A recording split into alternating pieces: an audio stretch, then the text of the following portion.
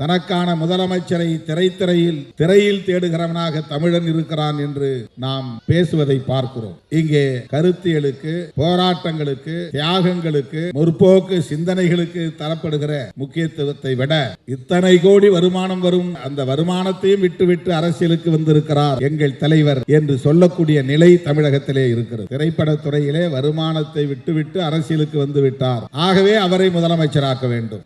ஊராய் செல்ல வேண்டாம், மக்களுக்காக போராட வேண்டாம், வழக்குகளை சுமக்க வேண்டாம், தடியடி வாங்க வேண்டாம், சிறைச்சாலை செல்ல வேண்டாம், ஏகம் எதுவும் செய்ய வேண்டாம். திரையில் தோன்றினால் தமிழ்நாட்டின் முதலமைச்சராகிவிட முடியும். இது இந்தியாவில் எந்த மாநிலத்திலும் இல்லாத ஒரு நிலை. எல்லா மாநிலங்களிலும் திரைக்கலைஞர்கள் இருக்கிறார்கள், இயக்குநர்கள் இருக்கிறார்கள், சூப்பர் ஸ்டார்கள் இருக்கிறார்கள். அமிதாப் பச்சன் இந்தியாவிலேயே புகழ்பெற்ற சூப்பர் ஸ்டார் தான். ஆனால் அவர் முதலமைச்சராக ஆசைப்பட்டதில்லை. கேரளாவிலே அப்படி பல சூப்பர் ஸ்டார்கள் உண்டு, மம்முட்டி போன்றவர்கள். அவர்கள் முதலமைச்சராக ஆசைப்பட்டதில்லை. ஆந்திராவிலும் உண்டு, கர்நாடகாவிலும் உண்டு. ஆனால் இந்தியாவில் மட்டும்தான் ஒரு படத்தில் நடித்தால் போதும், அடுத்து முதலமைச்சர் ஆகலாம் என்கிற நிலை. ஜனநாயகத்தில் எல்லோருக்கும் அந்த உரிமை உண்டு, நாம் அதை மறுக்கவில்லை. ஆனால் இந்த சிந்தனை போக்கு இருக்கிறதே, இந்த திரைத்துறை தமிழக அரசியல் களத்தில் ஏற்படுத்தி இருக்கிற தாக்கம் இருக்கிறதே, அது ஒரு பிற்போக்கானதாக இருக்கிறது என்கிற கவலையில் இருந்துதான் சமுத்திரக்கனி அவர்கள் இங்கே இடதுசாரிகள் கலைத்துறையில் இன்னும் தீவிரமாக ஈடுபட வேண்டும் என்பதை முன்மொழிந்திருக்கிறார் என்று நான் நம்புகிறேன்.